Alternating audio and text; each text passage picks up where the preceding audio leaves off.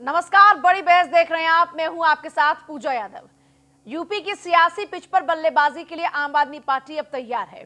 दिल्ली के सीएम अरविंद केजरीवाल ने ऐलान कर दिया कि आम आदमी पार्टी पंचायत चुनाव से सूबे में एंट्री करेगी और इसके बाद होने वाले विधानसभा चुनाव में पार्टी अपने पूरे दमखम के साथ में अपना करिश्मा दिखाएगी। केजरीवाल को यह पूरी उम्मीद है कि प्रदेश की जनता उनका साथ देगी। हालांकि बीजेपी, कांग्रेस, सपा समेत दूसरे सियासी दलों को लगता है कि केजरीवाल पहली गेंद पर ही अपना विकेट गंवा देंगे। रिपोर्ट देखिए आप।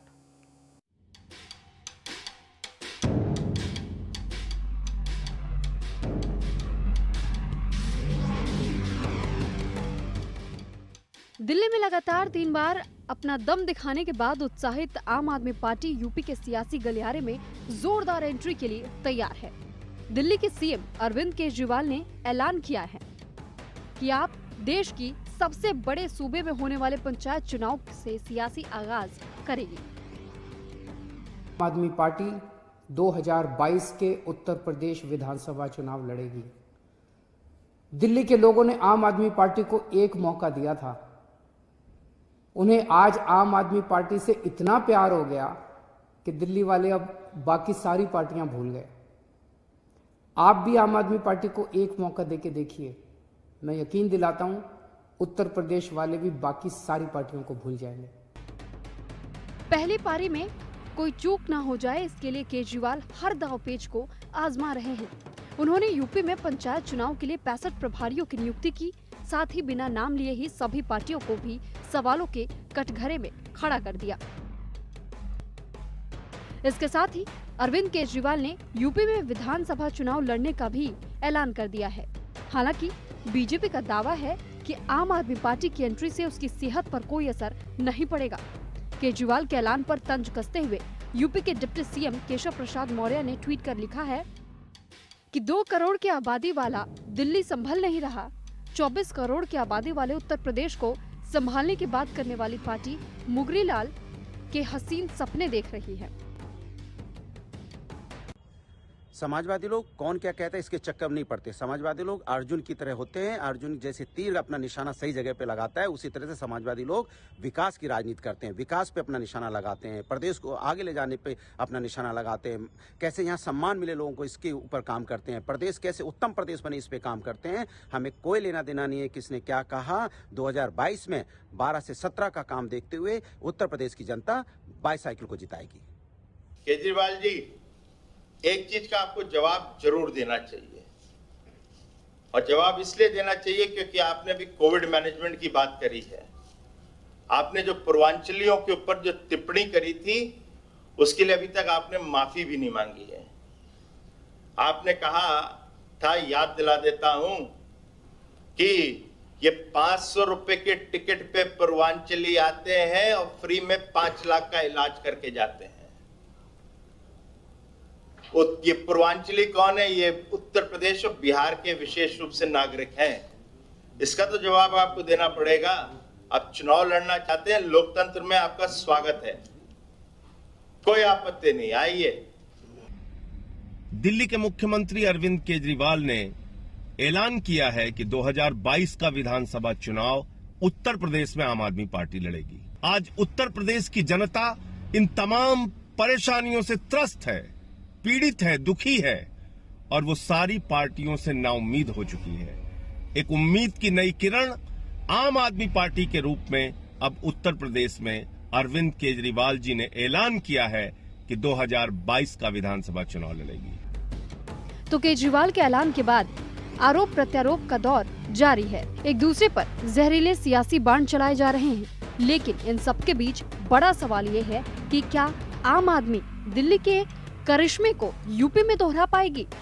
क्या केजरीवाल यूपी की जनता के दिल में जगह बना पाएंगे? Bureau report, news 1 India.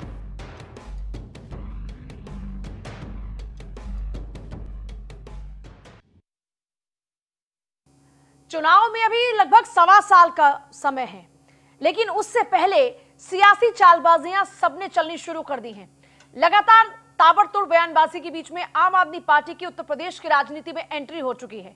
Arvind Kejriwal कह रहे, जैसे हमने दिल्ली का विकास किया, जैसे दिल्ली बाकी की और पार्टियों को भूल गई, वैसे उत्तर प्रदेश की जनता भी बाकी की और पार्टियों को भूल जाएगी और आम आदमी पार्टी ने जो दिल्ली में काम किए हैं उसी तरह से यहां पर हम वही सपना लेकर आ रहे हैं और उत्तर प्रदेश की जनता इन सपनों पर एतबार करेगी। वैसे भी राजनीति में सपने तो बहुत बेचे जाते हैं, जिसके सपने बिक गए सत्ता पर वही काबिज हो जाते हैं। तो चलिए चर्चा की हम शुरुआत करते हैं। हरीश चंद्र श्रीवास्तव हमारे साथ में, प्रवक्ता बीजेपी, मनोज तिवारी नेता कांग्रेस, शशांक यादव एमएलसी समाजवादी पार्टी, रमेश ठाकुर वरिष्ठ पत्रकार हमारे साथ में, यूसुफ अंसारी हमारे साथ में पॉलिटिकल एक्सपर्ट, फैजल खान लाला आम आदमी पार्टी के नेता हमारे साथ में। सभी का स्वागत है। क्योंकि आज बात आम आदमी पार्टी की हो तो शुरुआत भी चर्चा की आम आदमी पार्टी से कर लेते हैं, लेकिन अभी हमारे साथ जुड़े ही नहीं है फैजल खान लाला, इसलिए बीजेपी का रुख कर लेते हैं फिलहाल में। क्योंकि इस वक्त बीजेपी तो पूरे मजबूती के साथ में ये कह रही है कि सरकार हमारी बनने जा रही है फिर से। हरीश चंद्र श्रीवास्तव जी, अभी तक तो आपके सामने ताल ठोक रही थी समाजवादी पार्टी, कांग्रेस, बसपा और छोटे छोटे अनेकों दल, लेकिन अब आम आदमी पार्टी भी आ गई है इस सियासी पिच पर अपनी पारी खेलने के लिए। ये लोकतंत्र है, किसी भी को अपनी ताकत को आजमाइश करने की संवैधानिक उसको स्वतंत्रता है। और जहां तक भारतीय जनता पार्टी का सवाल है जी, भारतीय जनता पार्टी दलों से नहीं जनता के बीच काम करती है और जनता के विश्वास के भरोसे सरकार में है और वो भरोसा जनता का दिनों दिन और मजबूत हुआ है भारतीय जनता पार्टी की नीतियों का और नेतृत्व, क्योंकि हमने जो कहा था किया। विकास गांव-गांव पहुंचा है, किसान हो, मजदूर भाई हो, गरीब कमजोर तबके के लोग हों, सबके साथ सरकार हमेशा खड़ी है जी। इसलिए हम अपने काम के आधार पे कह सकते हैं कि आगामी जो 2022 का चुनाव होगा उसमें भारतीय जनता पार्टी 350 से अधिक सीटें लेकर के और मजबूती के साथ विधानसभा में अपनी उपस्थिति दर्ज करेगी और यह सब इस प्रदेश की सम्मानित जनता के सहयोग से ही। मतलब आप ये कह रहे हैं कि विकास के नाम पर जनता आपको वोट देगी। शशांक जी, आप भी कहते रहे विकास बोल रहा है, बीजेपी भी कह रही है कि विकास के नाम पर जनता के बीच जाएंगे, अरविंद केजरीवाल भी इसी विकास का सहारा लेकर उत्तर प्रदेश की राजनीति में आ रहे हैं, लेकिन जनता किसका विकास चुनेगी इस बार? बड़ा कंफ्यूजन है जनता के सामने। तो शशांक जी सुन पाए क्या मेरा सवाल? शशांक जी मेरा सवाल सुन पाए आप? शायद आवाज ही नहीं जा पा रही है। यूसुफ अंसारी साहब, ये बहुत ही विकास की बात हो रही है। विकास तो सब कर रहे हैं, लेकिन जनता के लिए तो बड़ी कंफ्यूजन की बात हो गई। अब किसका विकास चुने? अखिलेश यादव भी कहते रहे विकास बोल रहा है, बीजेपी भी आज यही कह रही है कि विकास बोल रहा है, आम आदमी पार्टी भी यही कह रही है कि हमारा विकास बोल रहा है। यहाँ किसका विकास बोल रहा है? देखिए, पॉलिटिकल पार्टियों का ये दावा के साथ हम विकास के लिए वोट लेते हैं, विकास के लिए जनता वोट देती है, मेरे ख्याल में अतिशयोक्ति है। विकास की बातें ज़रूर होती है, लेकिन विकास कितना होता है ये सब पता है। और जहाँ तक बात पब्लिक की है तो वो रोटी फिल्म का गाना है, ये पब्लिक है, सब जानती है, पब्लिक को सब पता है कौन कितने पानी में है। और जहाँ तक बात है कि भाई अभी मैं आपके हेडलाइन देख रहा था कि यूपी के अंगने में आपका क्या काम है, तो काम तो सभी के हैं। और इस देश में 2598 रजिस्टर्ड पार्टियाँ हैं चुनाव आयोग में, 2598, यानी 2600 में 2 कम हैं, जिनमें से 8 नेशनल पार्टियां हैं और पूरे देश में अलग अलग राज्यों में जो राज्य पार्टी का दर्जा प्राप्त पार्टियां हैं उनकी संख्या है मात्र 52, जिसमें यूपी में आम आदमी पार्टी दिल्ली में राज्य पार्टी का दर्जा हासिल कर चुकी है और अभी किसी और पार्टी, शायद गोवा में उसे राज्य पार्टी का दर्जा हासिल है और बाकी कहीं नहीं है। तो ये तो एक आम लोकतंत्र में लोगों का अधिकार है। जब भी दिल्ली से बाहर गई तो आमतौर पर मुँह की खाई है। वो तो सब पार्टियों ने मुँह की खाई, शुरुआत में हर पार्टी मुँह की खाती है। आपको याद होगा जब 1980 में जब बीजेपी का गठन हुआ, जनता पार्टी से अटल बिहारी वाजपेयी आडवाणी जी के नेतृत्व में जो भारतीय जनसंघ का विलय हुआ था 77 में, जब वो दोबारा से जनता पार्टी टूटी और भारतीय जनता पार्टी बनाई, तो 1980 में लोकसभा में बीजेपी को शायद 16 सीटें मिली थी और 84 के चुनाव में सिर्फ 2 सीटें मिली थी। तो ये बात नहीं, बीएसपी का संघर्ष हमने देखा है कि किस तरह मायावती ने अपना आप मतलब बहुत शुरू हुआ। कॉन्फिडेंट है, आपको लग रहा है कि नहीं, आम मैं आदमी कोई- पार्टी मैं ये किसी- शुरुआत है नहीं, और दो पारी किसी का भी- चुनाव देख चुकी है किसी और भी- इस बार कुछ और दमखम के साथ में उतरेगी, कुछ नई रणनीतियां होंगी आम आदमी पार्टी के साथ में, बिल्कुल क्योंकि आदमी हार से सीखता है। हर पार्टी की रणनीति होगी, हर पार्टी का अपना एक चुनावी कार्यक्रम होता है, उसकी रणनीति होती है, उसका एक टारगेट होता है और वोटर्स तक अपनी बात पहुंचाने का उसका एक जरिया होता है। और देश में ये अधिकार है आम लोगों के कि कोई भी 100 लोग मिलकर एक नई राजनीतिक पार्टी बना सकते हैं, अपनी विचारधारा लोगों के सामने रख सकते हैं। लोगों तक कौन अपनी विचारधारा पहुंचा पाता है, कौन देश की जनता को अपने एजेंडे पर कन्विंस कर पाता है और उनके वोट ले पाता है, जो ये कारनामा करता है वो उसकी पार्टी सत्ता में भी आती है और लंबे समय तक सत्ता में टिक के चलती भी है। तो आम आदमी पार्टी ने दिल्ली में 5 साल सरकार चला के दिखाई है और 5 साल बाद उन्होंने धमाकेदार वापसी भी की है। तो उनके पास अब ये कहने का आधार है कि भाई हमने दिल्ली में एक सरकार चलाई है और हमारी ये उपलब्धियां हैं, इन उपलब्धियों के नाम पे वो प्रदेश की दूसरे प्रदेशों की जनता से अपना वोट मांग सकते हैं। ये उनका लोकतांत्रिक अधिकार है। जनता उनकी बातों पर विश्वास करके उन्हें वोट देती है या नहीं देती है, ये चुनाव के नतीजे बताएंगे। लेकिन अभी से हमारा ये कहना कि भाई उत्तर प्रदेश में जो पहले से राजनीतिक दल मौजूद है वो उत्तर प्रदेश की उनकी बपौती है या उनके अलावा कोई और आ नहीं सकता, ये कहना गलत है। दूसरी बात यह है कि देखिए, राजनीति में कौन पार्टी कब चढ़ जाएगी कब उतर जाएगी कुछ नहीं कह सकते। एक ज़माने में राष्ट्रीय लोक दल एक किंग मेकर की भूमिका में हुआ करती थी, उनके समर्थन से सरकारें बनती थी, सरकारें गिरती थी। लेकिन आज वो आज राज्य पार्टी का भी दर्जा हासिल नहीं खोल पा रही ऑलरेडी। आज की स्थिति ये हो चुकी है ऑलरेडी कि मैं आपके पास जनता के मूड पे डिपेंड फैजल खान लाला हमारे साथ जुड़ गए। फैजल खान जी, जनता के कौन से मूड को भाप लिया है आम आदमी पार्टी ने, कितने कॉन्फिडेंस के साथ में उत्तर प्रदेश में आप अपनी दस्तक दे रहे हैं? दिल्ली के अंदर सुविधाएं मिली हैं, वही सुविधाएं उत्तर प्रदेश के लोग चाहते हैं। इस वक्त बिजली कौन सी सेवाएं महंगे दामों से उत्तर प्रदेश के लोग बिजली बहुत और ज्यादा पानी परेशान हैं। बिजली, शिक्षा, स्वास्थ्य और पानी, बहुत सारे जनता के मुद्दे ऐसे हैं जिस पर हम दिल्ली के अंदर अच्छा काम कर रहे हैं। क्या आपका जो दिल्ली में फॉर्मूला था, जो पिछले विधानसभा चुनाव में जो आपने ये फ्री बिजली पानी वाला फॉर्मूला अपनाया, वही फ्री वाला फॉर्मूला आपका उत्तर प्रदेश में भी लागू रहेगा? यहाँ 24 करोड़ की आबादी है, 2.5-3 करोड़ की आबादी नहीं। 100% वही पूरा दिल्ली का मॉडल उत्तर प्रदेश के अंदर लागू होगा। और न सिर्फ उत्तर प्रदेश में लागू होगा बल्कि उत्तराखंड के अंदर और पूरे देश में जहां जहां लोग दूसरी सरकारों से परेशान हैं, उन सारी जगहों पर आम आदमी पार्टी का वही एजेंडा लागू होगा जो दिल्ली के अंदर किया जा रहा है। शशांक यादव जी, आप हैं कि इस वक्त हमारे साथ में मैं आ रही हूँ। फैजल खान, आपके पास आती हूँ। आपने बहुत ही इंपॉर्टेंट सी बात कही है, तो मैं जरा बाकी के और लोगों से भी उनके रिएक्शन क्या ले लेती हूँ। शशांक जी, अभी तक तो समाजवादी पार्टी ताल ठोक रही थी और समाजवादी पार्टी का ये दावा था कि बीजेपी को कोई टक्कर दे सकता है तो वो समाजवादी पार्टी है। अभी आम आदमी पार्टी की दस्तक भी हो चुकी है और ये फॉर्मूला लेकर आए फ्री बिजली और पानी का। आपका विकास बोल रहा है और उनका फ्री बिजली पानी। जी जी, देखिए, वही जो बाकी साथियों की राय है कि लोकतंत्र में सभी को आने का अधिकार है, वो आ रहे हैं, आने दीजिए। दिल्ली में देश का दिल जरूर कहलाती है, लेकिन दिल्ली का रास्ता उत्तर प्रदेश से होके जाता है और उत्तर प्रदेश 24 करोड़ का केवल इसमें 15 से 16% शहरी आबादी है। आज भी 83-84% देहात की आबादी है। तो आम आदमी पार्टी के जो प्रायोरिटीज हैं वो थोड़ा सा उत्तर प्रदेश में डिफरेंट होंगी।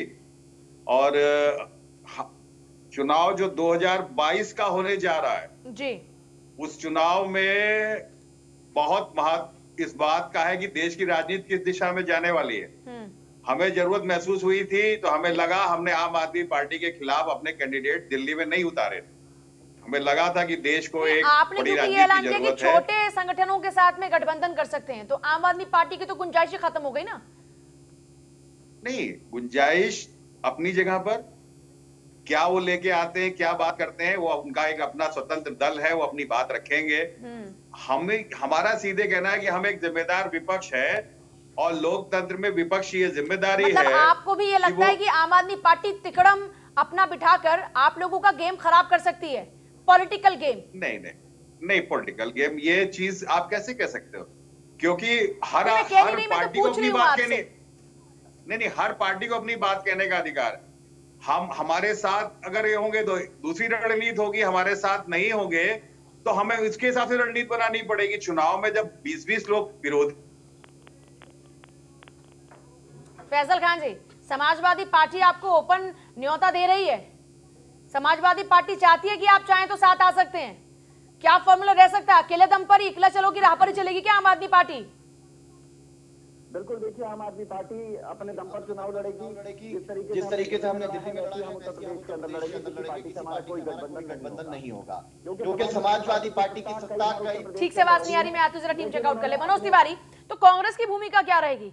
आप तो वैसे भी बहुत ही अगर देखा जाए इस मैप के अंदर भारत के, तो बहुत ही आपका जो कद है वो छोटा होता जा रहा है।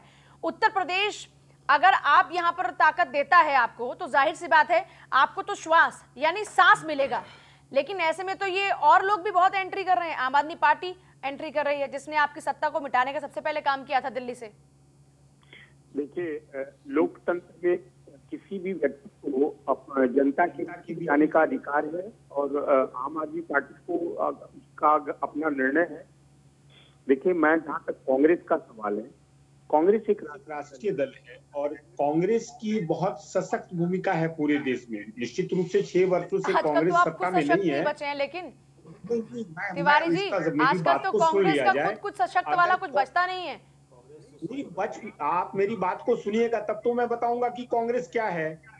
उत्तर प्रदेश में कांग्रेस बहुत मजबूत संगठनात्मक क्षमता रखती है। विगत कुछ वर्षों से कांग्रेस सत्ता में नहीं है, तो सत्ता में नहीं है इसका मतलब उपचुनाव में आपकी पार्टी के नेता जो खुद को गंगा की बेटी कहकर बुलाती हैं, वो चुनाव में पहुंचती तक नहीं है। उपचुनाव में उत्तर प्रदेश में आकर झांकती तक नहीं है एक बार भी। हाथरस कांड में राहुल और प्रियंका दोनों पहुंच जाते हैं दर्द बांटने के लिए, लेकिन उपचुनाव में एक बार शक्ल दिखाने नहीं आते। तो ऐसे उत्तर प्रदेश की राजनीति करेगी क्या कांग्रेस? जरा उसका जवाब ले लीजिए। ऐसा है, उपचुनाव में कांग्रेस के प्रदर्शन पर जरा गौर फरमाइए। इसके पहले जो है कांग्रेस की स्थिति वहां क्या थी और वर्तमान परिप्रेक्ष्य में कांग्रेस परिणाम के बाद किस स्थिति में रही है, जब उसका आकलन कीजिएगा क्या तो स्थिति है आप बता दीजिए। कितने परसेंटेज वोट है आपके पास? 6 से 7, मुश्किल से 6 से 7% वोट मिला है आपको उपचुनाव के दौरान में। ये अचीवमेंट है क्या कांग्रेस की?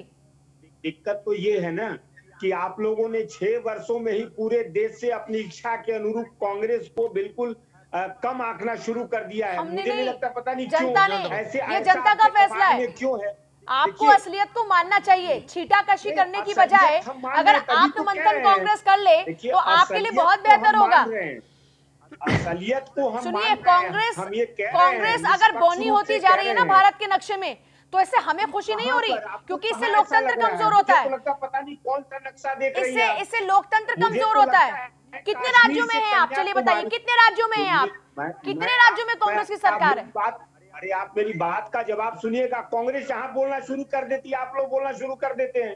दिक्कत तो ये है कि नजर लोगों के समक्ष जो है कांग्रेस के इसे कहते हैं विनाशकाले विपरीत बुद्धि। नहीं देते आप लोग, इसको कहते हैं, इसे तिवारी जी कहते हैं, इसे ये भी कहते हैं कि विनाशकाली विपरीत बुद्धि। कोई अगर समझ की बात भी करता है तो उल्टा समझ में आती है बात। आपके फायदे की बात करें तो आपको बुरा लग जाता है। लगता है देखिए, मैं आती हूँ। चले रमेश ठाकुर जी, अब तो बहुत सारी पार्टियां हो गई उत्तर प्रदेश के चुनाव में। वैसे भी छोटे छोटे दलों की हमेशा से बहुत भूमिका रही और छोटे दलों को साधने की कोशिश फिलहाल में या उनको जुटाने की या मनाने की कोशिश समाजवादी पार्टी कर रही है। इस बार किसी बड़े दल से गठबंधन नहीं होगा, ये समाजवादी पार्टी कह रही है। बीजेपी अपने आप में सशक्त है, वो ये कह रही है कि हमें तो किसी की जरूरत ही नहीं है। आम आदमी पार्टी कह रही है कि हम भी अकेले अपने दम पर चुनाव लड़ेंगे और साबित करके दिखाएंगे। तो उत्तर प्रदेश का ये जो सियासी रण है, इसको कैसे आप देख रहे हैं? हर किसी का अपना अपना क्या फॉर्मूला रहेगा वो भी आप देख चुके हैं। अब लगभग कमोबेश स्थिति साफ है कि कौन क्या किन मुद्दों को लेकर उठकर आ रहा है इस बार चुनाव में। देखिए, हिंदुस्तान की एक ऐसी पार्टी है जिसको आम आदमी पार्टी कहते हैं। अगर पूर्व का इतिहास देखें, जैसे अंसारी साहब ने 80 का उदाहरण दिया, जब बीजेपी का उदय हुआ उसके बाद में क्या हुआ, कैसे हुआ। लेकिन एक पार्टी ऐसी है, आम आदमी पार्टी, जिसको ज़्यादा मेहनत नहीं करनी पड़ी राजनीति में, कि अपने आप को एक संगठन बनता है, एक छोटा सा एनजीओ भी बनता है, तो पहले गली कूचों में जाता है, लोगों को बताता है अपने संगठन के बारे में। लेकिन आम आदमी पार्टी एक ऐसी पार्टी है जो 20 दिन पहले जिसका उदय हुआ हो और उसने चुनाव लड़ा हो, 28 सीटें उनके पास आई हों, उसके बाद से आम आदमी पार्टी यहाँ कैसे पहुंची, इतना बड़ा अच्छा परफॉर्मेंस क्यों का, इसको समझने के लिए आपको 2013 तक जाना पड़ेगा, 7 साल पहले जाना पड़ेगा। जिस समय कांग्रेस का शासन था, हुकूमत थी केंद्र में, और उनके द्वारा जो घोटाले घपले हुए थे, उनसे जो जनता जिस तरीके से बहुत ज़्यादा नाखुश थी, उसका फायदा सीधे सीधे आम आदमी पार्टी को मिला। अब उससे हम यूपी को जब जोड़ते हैं, यूपी में आज जिस तरीके से अरविंद केजरीवाल जी बाहर आके मीडिया में आके अपना वक्तव्य देते हैं, इसकी पटकथा 6 महीने पहले लिखी गई थी। सही बात है। जब आम आदमी पार्टी के बड़े नेता राज्यसभा सांसद संजय सिंह, जो यूपी से ही बिलोंग करते हैं, वो जब उन्होंने यूपी में कूच करा था तो उन्होंने लोगों की नब्ज पकड़ी, हर एक जिले में गए।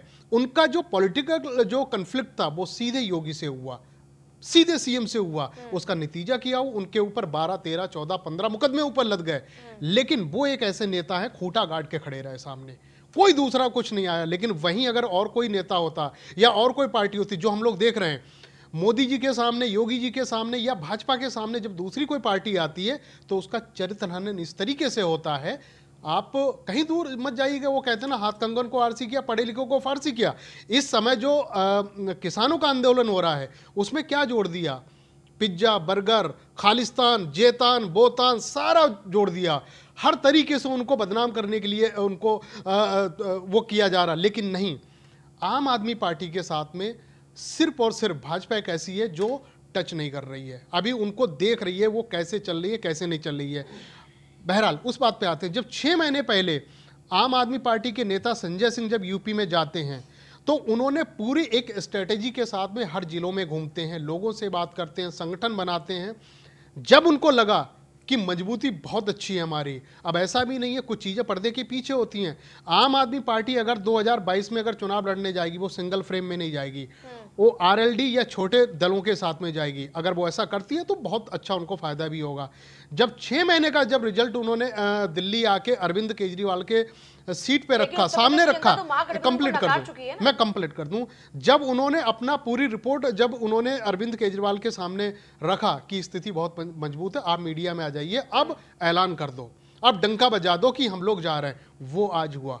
अब आपने कहा कि आप ये कह रहे हैं कि आम आदमी पार्टी अपना बेस मजबूत कर चुकी है और उस बेस मजबूत करने के बाद में ताल ठोक कर खड़ी हो गई है बीजेपी के समक्ष में। एब्सोल्युटली, उन्होंने जिस तरीके से स्ट्रेटजी, भले ही अकेले की बात करो, लेकिन हो सकता है कि आगामी दिनों के अंदर ये बाकी और जो पार्टियां हैं उनके साथ में हाथ मिला लें ताकि बीजेपी को कड़ी टक्कर दी जा सके, यही कह रहे हैं आप? नहीं, स्थिति साफ है, इसमें कहने की जरूरत नहीं है। आम आदमी पार्टी देखो, क्योंकि समाजवादी पार्टी तो एकदम हाथ खोलकर बुला रही है कि आइए गले लग जाइए, लेकिन आम आदमी पार्टी अभी तक इसको लेकर कुछ कहकर या फिर कुछ कहती नजर नहीं आ रही है। आम आदमी पार्टी ने जिस तरीके से परफॉर्मेंस दिल्ली में करा, उसके बाद में जब पंजाब में जाती है, लेकिन दिल्ली और उत्तर प्रदेश अलग अलग है रमेश जी, आप इस बात को जानते हैं। आप लिंक करोगे ना कुछ चीजों को, उनका जो प्रदर्शन रहा उससे लिंक करोगे। दिल्ली की जनता की सोच और उत्तर प्रदेश की जनता की सोच में बहुत फर्क है। उत्तर प्रदेश में दिल्ली की तरह सिर्फ 2.5 से 3 देखो करोड़ की आबादी नहीं है। देखो समझ वाली जब बात है ना, तो एक बहुत ऐसा एंगल है जो मुझे लग रहा किसान नहीं भूलता उसको, वो एक गरीब तबका जो होता है वो नहीं भूलता। जी शायद आप अब समझिए आम आदमी पार्टी क्यों कांग्रेस को भी घेर रही है, लगातार आपको भी घेर रही है, और कैसे वो लगातार किसानों के पक्ष में खड़ी हो गई। क्यों अरविंद केजरीवाल अनशन पर बैठ गए हैं? क्योंकि वो जानते हैं कि किसानों को पकड़ने से साफ तौर पर उत्तर प्रदेश के दिल में उतरा जा सकता है। और इस वक्त जिस तरीके से किसान लगातार अपनी जिद पर अड़ा है और आप चौपाल कर रहे हैं, इसका फायदा लेने की कोशिश की जा रही है। नहीं, देखिए, ये जो फार्मूले की राजनीति है और जो केजरीवाल जी जिस तरह से फार्मूले की राजनीति कर रहे हैं, तो उसका भी नतीजा कोविड काल में दिल्ली के लोगों को दिखा, देश के लोगों को दिखा कि किस तरह से इतना मिसमैनेजमेंट था और कितने लोग का जीवन काल के दाग में चला गया। यहाँ तक कि जो डेड बॉडीज थी उनको कहीं उनके दाह संस्कार की व्यवस्था नहीं थी, बहुत सारी समस्याएं। अल्टीमेटली देश के गृह मंत्री को सामने आना पड़ा, जब उन्होंने कमान संभाली तब जाकर के दिल्ली में कोरोना पे नियंत्रण हो पाया। और उत्तर प्रदेश बड़ा राज्य है, देखिए फैसला तो जनता को करना है। मैं तो कोई भी दल लड़े, नहीं जनता ने तो करना ही अल्टीमेटली फैसला, लेकिन आप बात करें आत्मनिर्भरता की और ये बात करें फ्री बिजली और फ्री पानी की, और इसी आधार पर दिल्ली की जनता के दिल को फिर से जीत गए अरविंद केजरीवाल। इनका ये फॉर्मूला कितना चलने वाला है? आपकी आत्मनिर्भरता के फॉर्मूले पर या आपदा को अवसर में बदलने की जो आप तमाम बातें करते हैं, इस पर भारी तो नहीं पड़ जाएगा? देखिए, दिल्ली और उत्तर प्रदेश में बहुत फर्क है। हम तो अपने काम के भरोसे जो पर ये तो कह रहे हैं कि कोई फर्क नहीं है, फर्क नियत का है। आम आदमी पार्टी कह रही है कि फर्क कुछ नहीं है, फर्क सिर्फ नियत का है। नहीं, वो तो आने वाले दिन में पता लगेगा। बहुत सारे लोग बहुत बातें करते हैं। तो क्या ये बड़बोले शब्द यूज कर रहे हैं? आप ये कह रहे हैं कि आम आदमी पार्टी बिना आधार की बात कर रही है? मैंने कहा ना कि मैं आपको प्रत्यक्ष उदाहरण दे रहा हूँ। 2017 में और 2019 में जब ये चुनाव के पहले 3-4 महीने पहले से 2017 में अखिलेश यादव जी का और राहुल गांधी जी का गठबंधन था, और 2019 में बबुआ जी का गठबंधन था। तो इनके जितने प्रवक्ता थे, जो नेता इनके टीवी डिबेट्स पे उस पे आते थे, वो इस तरह से एग्रेसिव रहते थे। उनको लगता था कि 400 से ज्यादा सीटें वही जीत, पूरा गणित वो बताते थे। ऐसा तो आपको भी हरियाणा में लगता था। 2017 आपकी बार 75 पार, लेकिन 75 पार तो नहीं हो पाया ना आपका। ऐसा तो हर पार्टी को लगता है। खैर, ये तो देखिए, इच्छा तो सबको रखनी चाहिए, उम्मीद सबको होती है। 300 पार का नारा दिया था, 300 पार हम ले गए। फैजल खान इस बार ये तो कह रहे हैं कि हमने जो नारा दिया था, हम तो उस नारे पे इस बार 300 पार का नारा उत्तर प्रदेश के लिए देंगे, उसको अचीव करेंगे। लेकिन पूर्वांचलियों का जिक्र करके आपने, यानी अरविंद केजरीवाल ने पूर्वांचलियों की बेइज्जती की। सिद्धार्थनाथ सिंह ने बकायदा प्रेस कॉन्फ्रेंस कर कहा कि माफी मांगनी चाहिए पहले आकर आपको, उसके बाद आपको जनता के बीच जाने की कोशिश करनी चाहिए। नहीं, क्या बेइज्जती की? किस बात में आप कह रही हैं कि केजरीवाल साहब ने बेइज्जती की पूर्वांचलियों की? संजय सिंह लगातार कोशिश कर रहे हैं, लेकिन दूसरी तरफ सिद्धार्थनाथ सिंह बकायदा प्रेस कॉन्फ्रेंस करते हैं और कहते हैं कि आपने, यानी अरविंद केजरीवाल ने पूर्वांचलियों की बेइज्जती की है। मैंने तो ऐसा कोई स्टेटमेंट नहीं देखा। नहीं, अरविंद केजरीवाल, आपसे मतलब है आम आदमी पार्टी, अरविंद केजरीवाल। आपके यहाँ पर भी एक ही सत्ता चल रही है ना, क्योंकि देखिए, हमारा केवल और केवल जो नारा है वो विकास का है, और केजरीवाल साहब ने बिल्कुल ठीक कहा है कि फर्क सिर्फ नियत का है। उत्तर प्रदेश के लोगों को आज तक सारी पॉलिटिकल पार्टियों ने छलने का काम किया है। केवल और केवल जात बिरादरी, मंदिर मस्जिद के नाम पर लोगों से वोट लिए हैं, लेकिन लोगों को दिया कुछ नहीं है। आज आप उत्तर प्रदेश के गांव के अंदर जाकर देखिए कि हर व्यक्ति चाहता है कि हमें बिजली फ्री दी जाए, हर व्यक्ति चाहता है कि उसके गांव के अंदर सड़क हो, मोहल्ला क्लिनिक हो। तो आप ये कह रहे हैं कि आत्मनिर्भरता की ओर बढ़ने की बजाय उनको फ्री की लत लगा के रखनी चाहिए? नहीं, तो इसमें बुराई क्या है भाई? कमजोर लोगों को अगर बिजली फ्री मिलेगी, 200 यूनिट अगर बिजली फ्री मिलेगी तो हर परिवार को मिलेगी। कमजोर को सशक्त कीजिए ना। या धर्म बीजेपी कमजोर को सशक्त करने की बात कर रही है, आप कमजोर को लत लगाने की बात कर रहे हैं। देखिए, दोनों चीजों में फर्क। बीजेपी ये कह रही है कि हम सशक्त कर रहे हैं और हम ये लत नहीं लगाएंगे, हम आत्मनिर्भरता की ओर आगे बढ़ रहे हैं। और आप कह रहे हैं कि हम अगर कमजोर आदमी को फ्री में बिजली पानी दे रहे तो क्या तकलीफ है, क्या दिक्कत है? तो आप आत्मनिर्भर बनाने की बजाय उनको लत लगा के रखना चाहते हैं, पंगु बना के रखना चाहते हैं। बीजेपी जो सशक्त कर रही है वो अडानी और अंबानी को सशक्त कर रही है। वो किसानों का खून चूस रही है, देश के लोगों का अडानी अंबानी को क्या दे रही, मैं फिलहाल उस पर नहीं जा रही। अंबानी को सशक्त उसका जवाब आपको बीजेपी के प्रवक्ता देंगे। मेरा सवाल आपसे कुछ और है। लोगों को सशक्त कर रही है। फैजल खान लाला, मेरा सवाल आपसे कुछ और है। आप पंगु बनाकर रखना चाहते हैं जनता को, सशक्त करने की बजाय उनको फ्री की लत लगा कर रखना चाहते हैं। कब तक फ्री में देंगे उनको बिजली पानी? तो उनके लिए जिंदगी भर देंगे क्या? जिंदगी भर उनको फ्री बिजली पानी देंगे? कमजोर लोग हैं भाई, राशन किसको फ्री दिया जाता है? आप बताइए, जो गरीबी रेखा से नीचे होता है उसको हर स्टेट के अंदर राशन फ्री दिया जाता है। तो इसका मतलब ये हो गया कि हम उनको फ्री की लत लगा रहे हैं। हमें कमजोर लोगों को मुख्यधारा में लाकर जोड़ना है तो उनको सुविधाएं देना पड़ेंगी। इसीलिए पूछ रही हूं ना मैं आपसे कि कब तक देंगे इतनी बुरी है, फ्री बिजली पानी कब तक देंगे? रोते हैं, केवल बिजली के ऊपर माँ और बहनें रोती हैं कि हमारे इतने बड़े बड़े बिजली के बिल आ गए, 40-50 हजार रुपए के बिजली के बिल। उत्तर प्रदेश में बिजली देने से पहले खंभे भी लगवाने होंगे कई गाँव में। तो चलिए चर्चा की हम फिर से शुरुआत करते हैं। आम आदमी पार्टी की एंट्री यूं तो अब से 6 महीने पहले लगभग हो चुकी थी, लेकिन अब पटकथा लिखने के बाद में सियासी पिच पे बल्लेबाजी के लिए उतर रहे हैं अरविंद केजरीवाल और कह रहे हैं कि हम इस बार चुनाव लड़ेंगे, अकेले अपने दम पर लड़ेंगे। लेकिन उससे पहले बाकी की और पार्टियां भी बैठी हुई जो लगातार ताल ठोक रही हैं और कह रही हैं कि बीजेपी को अगर कोई मात देगा तो हम देंगे। अब उत्तर प्रदेश की सियासी पिच पर सब बल्लेबाजी को तैयार हैं, लेकिन किसको कैच होकर आउट मिलने वाला है, जनता किसको गद्दी पर बिठाने वाली है, ये जनता 2022 में तय करेगी। चर्चा की फिर से शुरुआत कर लेते हैं। तमाम मेहमान हमारे साथ में लगातार बने हुए हैं। कांग्रेस का रुख कर लेते हैं। मनोज तिवारी जी, इस बार अपने अकेले दम पर चुनाव लड़ेंगे विधानसभा का या किसी का साथ सहारा भी लेंगे? पिछली बार अखिलेश और राहुल भाई भाई हो गए थे, इस बार भाई भाई फिर से साथ आने की कोशिश करेंगे या फिर अकेले चलेंगे? देखिए, ये तो आने वाला वक्त बताएगा, लेकिन वर्तमान परिस्थिति में जिस तरीके से संगठनात्मक रूप में हम लोग अपने सशक्तिकरण की तरफ बढ़ रहे हैं, हम लोग पूरे आशान्वित हैं और अपने दम पर कांग्रेस अकेले चुनाव लड़ी उत्तर प्रदेश में। देखिए, धर्म और जातीय राजनीति से अलग हटकर आज प्रदेश को, उत्तर प्रदेश को अपने पुराने इतिहास को दोहराना है। और जो स्वर्णिम काल रहा है उत्तर प्रदेश, जिसकी वजह से पूरे देश में उत्तर प्रदेश अव्वल 1 नंबर का राज्य था, अगर उस परिस्थिति में लाना है तो निश्चित रूप से कांग्रेस जनता पुनः विचार करेगी कांग्रेस के ऊपर और कांग्रेस सत्ता आएगी। अंसारी साहब, आपने सुन ली कांग्रेस प्रवक्ता की बात, कहाँ खड़ी है कांग्रेस? क्या उसको किसी के कंधे की सहारे की जरूरत है या फिर ये किसी का कंधा और सहारा बनने की इस वक्त हैसियत में है? कांग्रेस की हालात पिछले 20 साल से ऐसे हैं, उस मरीज की तरह है कांग्रेस उत्तर प्रदेश में, जिसे डॉक्टर्स ने लाइलाज घोषित कर दिया है और घर वाले उसकी जान बचाने के लिए नीम हकीमों के यहाँ चक्कर लगा रहे हैं। बहुत जिम्मेदारी के साथ मैं एक बात कह रहा हूँ कि कांग्रेस उत्तर प्रदेश में अपनी रणनीति को लेकर के बहुत कंफ्यूज्ड है। पिछले 20 साल से ज़्यादा से मैं कांग्रेस को कवर करता रहा हूँ सेंटर में बैठ के, कोई ऐसा एक्सपेरिमेंट नहीं बचा कांग्रेस को रिवाइव करने के लिए जो कांग्रेस के बड़े नेताओं ने ना अपनाया हो। बड़े बड़े दिग्गजों को कांग्रेस का जनरल सेक्रेटरी बना करके जिम्मेदारी दी गई, कम्बिनेशन बनाए गए, कास्ट कम्बिनेशन बनाए गए, लेकिन कोई भी कम्बिनेशन कांग्रेस को जो 30 का आंकड़ा था, 33 का आंकड़ा 1996 में, उससे ऊपर नहीं ले जा पाया।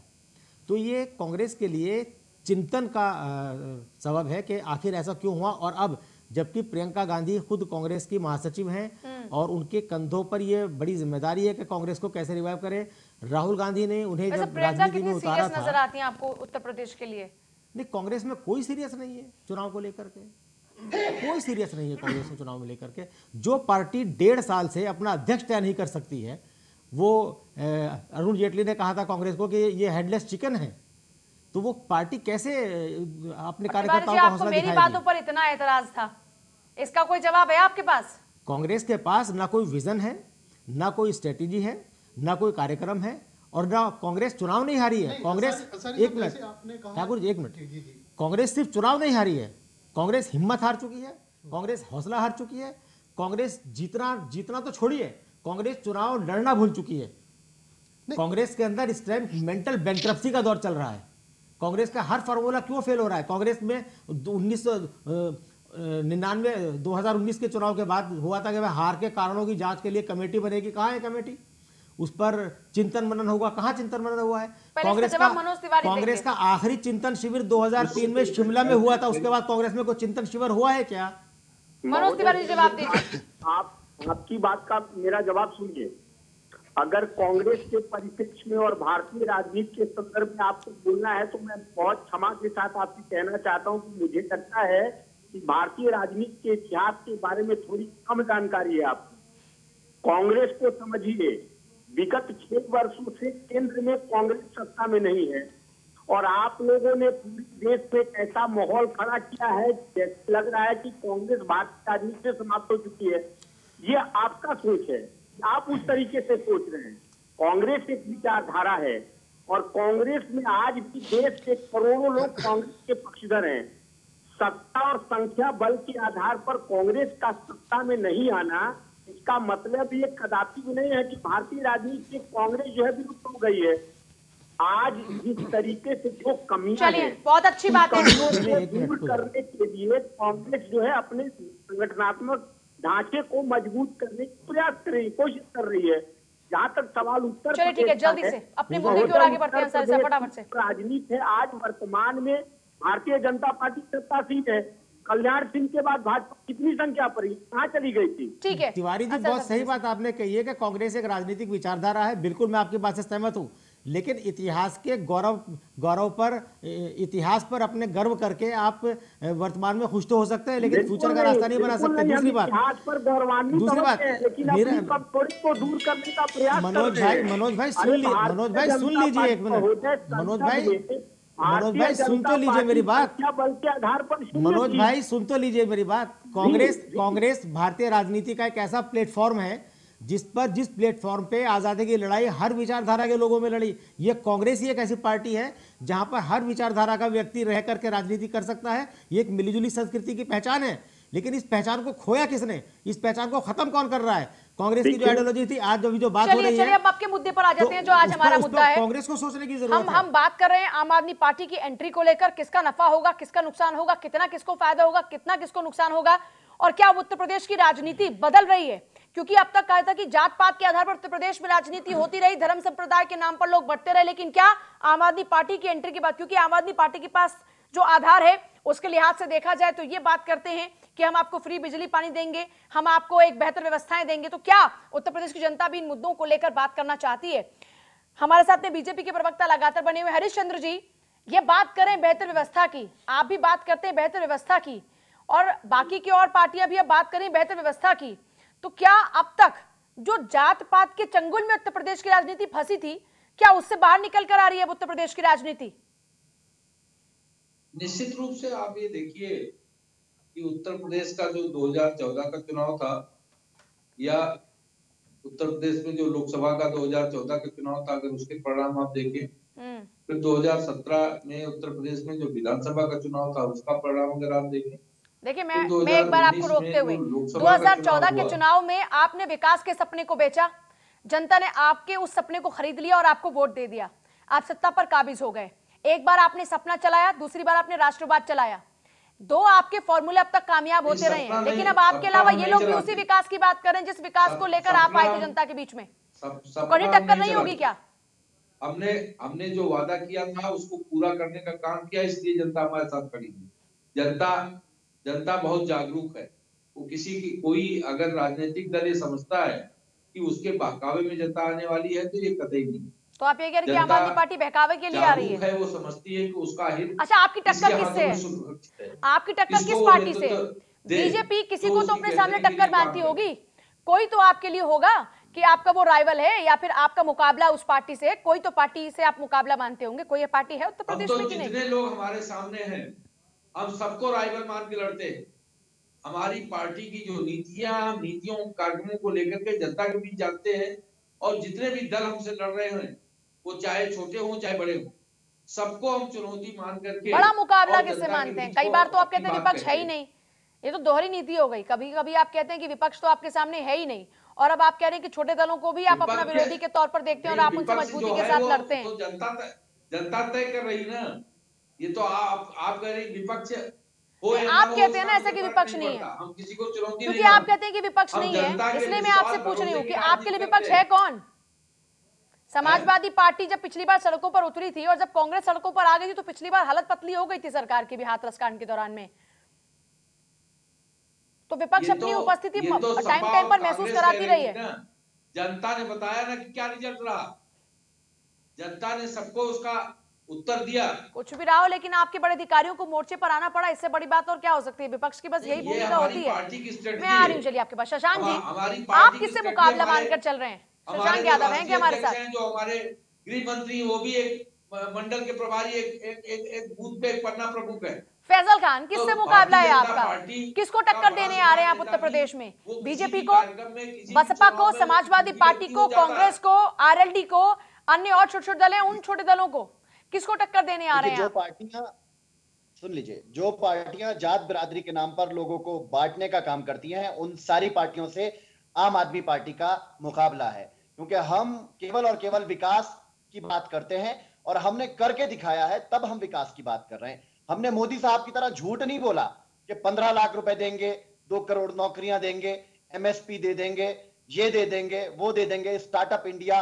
तो यूपी में तो रोजगार एक बड़ा मुद्दा है। कौन से जुमले छोड़ते हैं ये लोग? उत्तर प्रदेश में तो रोजगार एक बड़ा मुद्दा है, तो आप रोजगार के लिए यहाँ के लेकर आ रहे हैं। बिल्कुल, आम आदमी पार्टी ने दिल्ली के लोगों को बेहतरीन सुविधाएं दी हैं। नहीं, रोजगार की बात करें, सुविधाओं की बात नहीं। दिल्ली के स्कूल इतने शानदार हैं कि वहां पे स्विमिंग पूल बने हैं, एसी लगे हैं बच्चों के लिए, कंप्यूटर लगे हैं, क्या ऐसी सुविधाएं उत्तर प्रदेश के लोगों के नसीब में नहीं हो सकती? मैं रोजगार की बात कर रही हूँ, आप व्यवस्था की बात कर रहे भरना पड़ेगा। मैं रोजगार की बात कर रही हूँ, व्यवस्था की बात आप कर रहे हैं। रोजगार के लिए आप सुन लीजिए हमारे पास क्या एजेंडा है। जो उत्तर प्रदेश के अंदर सिक इंडस्ट्रियाज हैं, जो शुगर फैक्ट्रियां, जो कपड़े के मिल बड़े बड़े बंद पड़े हैं, उन सारी फैक्ट्रियों को आम आदमी पार्टी की सरकार 100% चालू करेगी, और उस तरीके से चालू करेगी जिस तरीके से रोड्स बनाए जाते हैं। रोड्स पे आज सरकार का पैसा नहीं लगता है। रोड्स जब बनते हैं तो उसका टेंडर डाला जाता है। जो कंपनी सबसे कम सालों का टेंडर लेती है टोल वसूलने का, उस कंपनी को टेंडर दे दिया जाता है। ऐसे ही जो सिक इंडस्ट्रियां उत्तर प्रदेश के अंदर बंद पड़ी हैं, उन इंडस्ट्रीज को सरकार ऐसे इंडस्ट्रियलिस्ट को क्यों नहीं दे देती जो उन फैक्ट्रियों को चलाने की क्षमता रखते हैं। पर लोगों के तो पास पैसा ही नहीं है। कहा जाए जिन क्षेत्रों के पर लोग तो ये इंडस्ट्रीज जब बैठे पड़े हैं, जब उनके पास पैसा नहीं है हैंडल करने के लिए, और फिलहाल मौजूदा सरकार ये कह रही कि हम उनको फाइनेंशियली इस क्राइसिस से निकालने के लिए उनको फाइनेंशियली सपोर्ट कर रहे हैं, आप क्या लेकर आएंगे उनके लिए? प्रवक्ता महोदय से मेरा एक प्रश्न है, किसको कर रहे हैं? केवल अडानी और अंबानी को? आम जनता को आप भाजपा से क्या फायदा हो रहा है? हरिश्चंद्र जी, चलिए हरिश्चंद्र जी आपको जवाब दे रहे हैं। हरिश्चंद्र जी, आप सिर्फ अडानी अंबानी की बात करते हैं। जो फैक्ट्रीज आप नहीं चला पाए, जो इंडस्ट्रीज आप नहीं चला पाई, उन इंडस्ट्रीज को चलाएंगे और जनता के लिए रोजगार के अवसर मुहैया कराएंगे। देखिए, भारतीय जनता पार्टी आम आदमी के लिए, इस देश के किसान के लिए, गरीब के लिए, मजदूर के लिए, युवा के लिए, महिला के लिए, के सशक्तिकरण के लिए काम करती है। और जितनी भी नीतियां आदरणीय मोदी जी की सरकार की है, योगी जी की सरकार की है, उसके केंद्र में इस देश का गरीब है, किसान है, मजदूर है। और सबसे ज्यादा कोविड काल में भी अगर रोजगार देने का काम किया है तो उत्तर प्रदेश के सम्मानित मुख्यमंत्री आदरणीय योगी आदित्यनाथ जी ने। और सबसे ज्यादा अगर औद्योगिक क्षेत्र में निवेश हुआ है तो आप पूरे देश का आंकड़ा उठा के देख लीजिए। इस कोविड की चुनौती को पार कर, मैं आती हूँ। चलिए रमेश ठाकुर जी, मुकाबला तो यहाँ पर अब कड़ा हो रहा है और मुकाबला बेहद टक्कर का है और बेहद शानदार नजर आ रहा है। उत्तर प्रदेश की राजनीति में इस बार, ये तो उत्तर प्रदेश की राजनीति हमेशा से बेहद दिलचस्प रही है, लेकिन अब बहुत दिलचस्प होने जा रही है।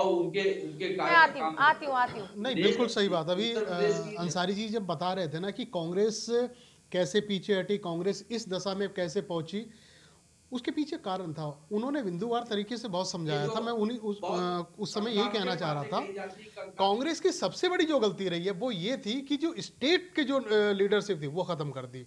इन्होंने पूरी कमान दे दी सेंट्रल पे बैठे हुए नेताओं के। अब जब नीचे के जो बूथ कैडर के लोग थे या वोटर थे या नेता थे, वो उनसे छिटक गए।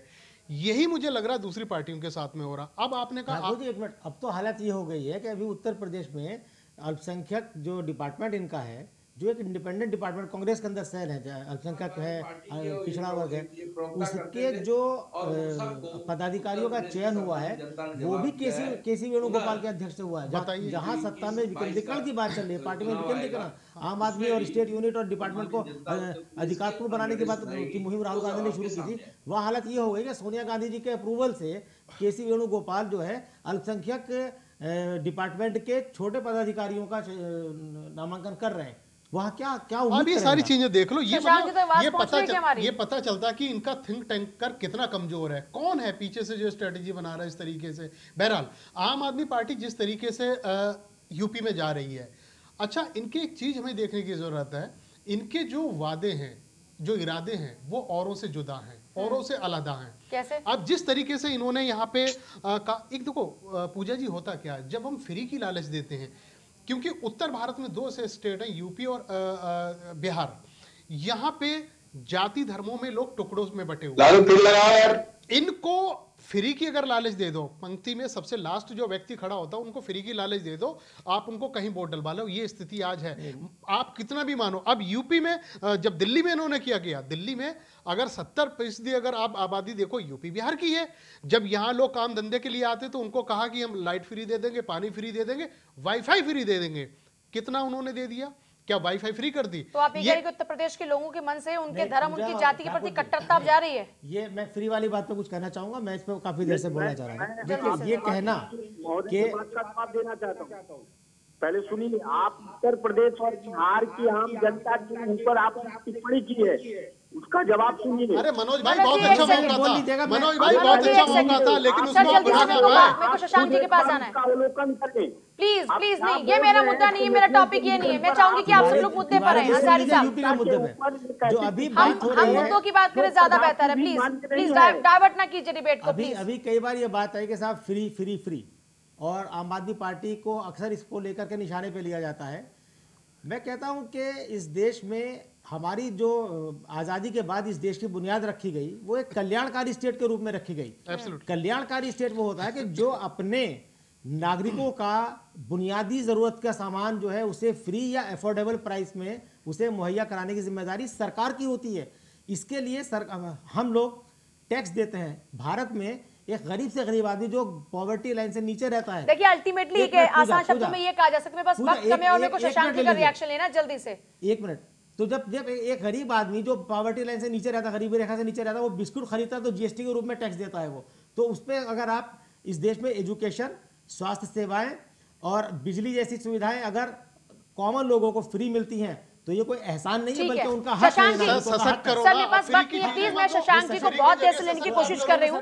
शशांक जी ये बात करें आप निर्भरता की, ये बात करें निर्भरता की, समाजवादी पार्टी क्या बात कर रही है?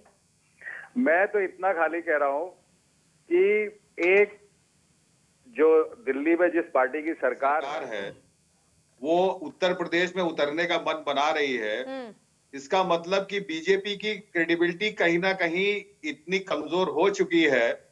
पर शशांक जी बीजेपी तो कह रही है कि मुंगेरी लाल के सपने हैं ये। क्यों वो उनके फूफा देखिए वो फ्री, आम आदमी पार्टी चुनाव लड़ने के लिए फ्री है और बीजेपी उनको मुंगेरी लाल कहने के लिए फ्री है। ये लोकतंत्र है। बीच की एक जो महत्वपूर्ण बात घटी है कि जो स्नातक के अभी विधान परिषद के चुनाव हुए और समाजवादी पार्टी प्रधानमंत्री जी के क्षेत्र में वाराणसी में शिक्षक सीट पर भी और स्नातक सीट पे भी निकल के आई है, तो मुझे लगता है कहीं ना कहीं आम आदमी पार्टी को लगता है कि अपने अर्बन बेस को हम बढ़ा सकते हैं, क्योंकि बेसिकली ये अर्बन बेस की पार्टी है। इन रिजल्ट्स को देख के उनको लगता होगा कि अर्बन बेस हमारा है और जो है अपना एक शुरुआत कर सकते हैं। मुझे सिर्फ इतना लगता है। इनकी शुरुआत से आपके लिए तो घाटा नहीं हो जाएगा? देखिए घाटा नुकसान करके राजनीति नहीं की जाती है। चुनाव परसेप्शन का होता है। भारतीय जनता पार्टी के खिलाफ एक जनमत है। तो आप ये कह रहे हैं कि मुद्दों की बात नहीं, परसेप्शन की बात होती है, मतलब परसेप्शन से चुनाव जीता जाता है, मुद्दों से नहीं? नहीं, मुद्दों की लड़ाई परसेप्शन के आधार पर होती है कि कौन किस मुद्दे पर कितना सीरियस है। चुनाव तो मुद्दे पर ही होगा। हम सांप्रदायिक पार्टी कहते हैं भारतीय जनता पार्टी को, जनमत उसके खिलाफ आप दिल खोलकर उनको बुला रहे हैं और वो कह रहे हैं कि जो लोग जाति के नाम पर बांटते हैं हम उनके साथ में नहीं जा सकते, और जातिवाद के आरोप तो आप पर ही लगते रहे। एक चीज बताइए, राजनीति में आरोप क्या कहते हैं, कोई क्या उसको एक्सप्लेन करता है, हम इसकी परवाह नहीं करते। मैं इसलिए कह रही हूँ क्योंकि आम आदमी पार्टी के लिए आपने तो बाहें खोल के स्वागत किया, लेकिन वो आप पर छीटाकशी कर रहे हैं, तो कहां से भाईचारा रह गया? फिर तो बड़ा मुकाबला हो गया आपस में। कौन सी नहीं, तो मुकाबला होने दीजिए। राजनीति में मैंने आपसे पहले भी कहा था कि 20 दल लड़ेंगे, 21वां और सही। हमारी क्रेडिबिलिटी जो है वो और मजबूत हो रही है और हम अपनी जगह पर कामयाब हैं। चलिए ठीक है, सभी का बहुत शुक्रिया चर्चा में शामिल होने के लिए। कुल मिलाकर अब उत्तर प्रदेश का चुनाव और दिलचस्प होगा, क्योंकि अब अलग अलग रणनीतियां सबने बनानी शुरू कर दी हैं और उत्तर प्रदेश में वैसे भी जो दिखता है वो होता नहीं, जो होता है वो दिखता नहीं। नमस्कार।